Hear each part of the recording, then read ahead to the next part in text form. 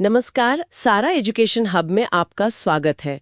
तो चलिए आज की चर्चा शुरू करते हैं। स्वागत है। आज की चर्चा में कुछ बहुत अहम और कह सकते हैं मिली-जुली खबरें हैं हमारे पास। जी बिल्कुल। एक तरफ तो अंतरिक्ष में एक बड़ा कदम है भारत अमेरिका साथ में। और दूसरी तरफ जमीन पर ट्रेड को लेकर कुछ तनाव की आहट है। हाँ, और साथ ही पर्यावरण पर भी भारत की कोशिशें जारी हैं। तो चलिए एक एक करके समझते हैं कि ये सब क्या है और इसके क्या मायने हैं। शुरुआत करते हैं अंतरिक्ष से। निसार सैटेलाइट, ये काफी चर्चा में है। हाँ, NISAR ये कोई मामूली सैटेलाइट नहीं है।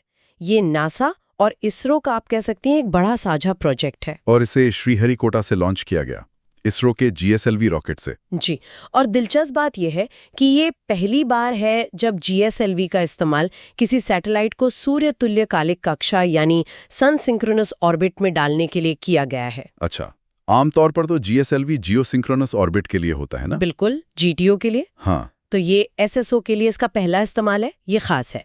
और इसकी तकनीक के बारे में क्या खास है? हाँ, इसमें dual band synthetic aperture radar मतलब SAR लगा है। और सार, हाँ, ये कैसे काम करता है? देखिए, आसान भाषा में ये रडार सिग्नल भेजता है पृथ्वी पर और फिर जो वापस सिग्नल आते हैं उनसे हाई रेजोल्यूशन तस्वीरें बनाता है। अच्छा। और सबसे बड़ी बात, ये बादलों के पार भी देख सकता है, दिन हो या रात। भारत जैसे देश के लिए जहां मॉनसून में बादल छाए रहते हैं, ये बहुत काम की चीज है। हाँ, ये तो बहुत महत्वपूर्ण है।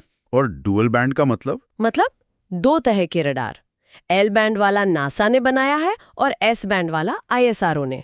दोनों मिलकर काम करेंगे। कमाल है। मतलब मौसम की कोई रुकावट नहीं। और जो डेटा मिलेगा उसका क्या, सुना है वो सबके लिए होगा। हाँ, ये इसकी एक और बहुत बड़ी खासियत है। निसार से जो भी डेटा आएगा वो पूरी दुनिया के लिए एकदम मुफ्त उपलब्ध होगा। ओपन डेटा पॉलिसी है। सच में? हाँ। ये तो जबरदस्त बात है। इसके क्या क्या फायदे हो सकते हैं? सोचिए, बहुत सारे, जैसे जंगलों में बायोमास कितना बदल रहा है, ग्लेशियर कैसे पिघल रहे हैं, कहाँ जमीन में कोई बदलाव आ रहा है जैसे भूकंप से पहले या ज्वालामुखी के आसपास। हाँ, अच्छा। और हाँ, बाढ़ या तूफान जैसी आपदाओं में भी इससे बहुत मदद मिल सकती है। ये मिशन 5 साल का है और हर 12 दिन में पूरी पृथ्वी का एक तरह से नक्शा बनाएगा। हर 12 दिन में पूरी पृथ्वी? और वो सूर्य तुल्यकालिक कक्षा SSO, उसका क्या मतलब है आपने कहा, वो भी खास है। जी, SSO का मतलब है कि सैटेलाइट पृथ्वी के किसी भी पॉइंट के ऊपर से हमेशा एक ही लोकल सोलर टाइम पर गुजरेगा। एक ही लोकल टाइम पे, जैसे मान लीजिए जैसे दिल्ली के ऊपर से हमेशा दोपहर के 1:30 बजे। इससे क्या होता है कि जब आप अलग अलग समय की तस्वीरों की तुलना करते हैं तो सूरज की रोशनी लगभग एक जैसी होती है। अच्छा, तो बदलावों को ट्रैक करना आसान हो जाता है। बिल्कुल, ये तुलना करने के लिए, खासकर क्लाइमेट चेंज जैसी चीजों को समझने के लिए बहुत जरूरी है। तो एक तरफ तो देखिए विज्ञान में इतना खुला सहयोग, इतना बड़ा मिशन। जी। और दूसरी तरफ अब जरा जमीन की बात करें तो व्यापार को लेकर खबरें कुछ चिंता बढ़ाने वाली हैं। अमेरिका ने भारतीय एक्सपोर्ट पर टैरिफ लगाने की बात कही है। हाँ, जो स्रोत सामने आए हैं उनके मुताबिक अमेरिका 1 अगस्त 2025 से भारतीय सामानों पर 25% टैरिफ लगा सकता है। और साथ में एक जुर्माना भी। जुर्माना?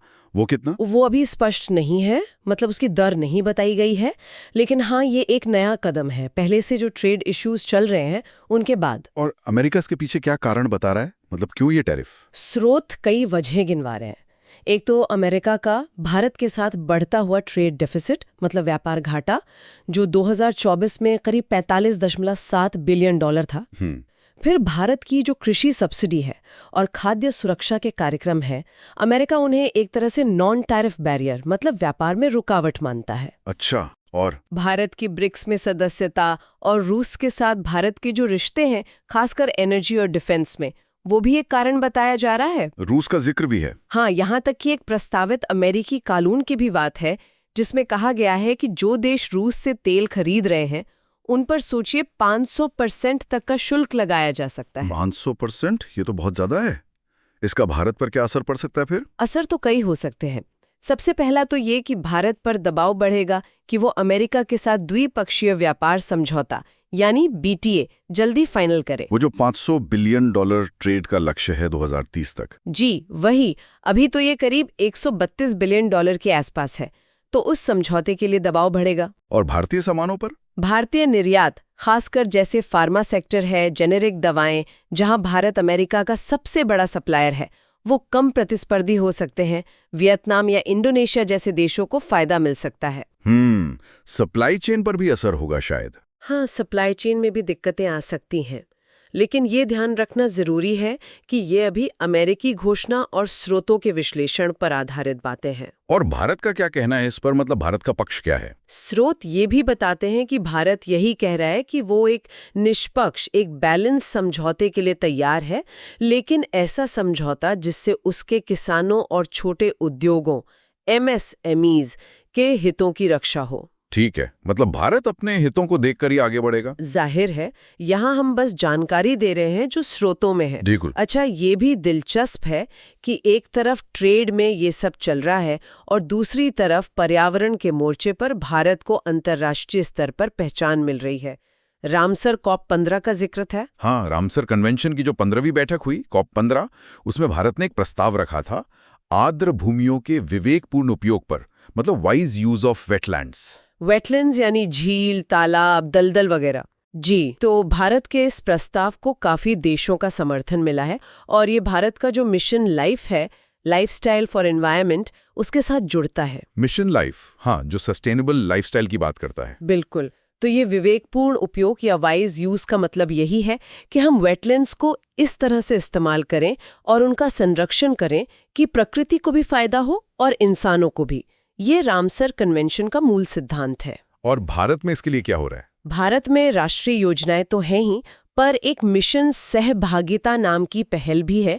इसमें 20 लाख से ज्यादा आम नागरिक, मतलब वॉलंटियर्स, वेटलैंड्स के संरक्षण से जुड़े हैं। 20 लाख? ये तो बहुत बड़ा नंबर है, मतलब जमीनी स्तर पर भी काम हो रहा है। हाँ, ये दिखाता है कि सिर्फ सरकारी नीतियां नहीं, लोग भी जुड़ रहे हैं। तो आज की तस्वीर वाकई काफी जटिल सी दिखती है।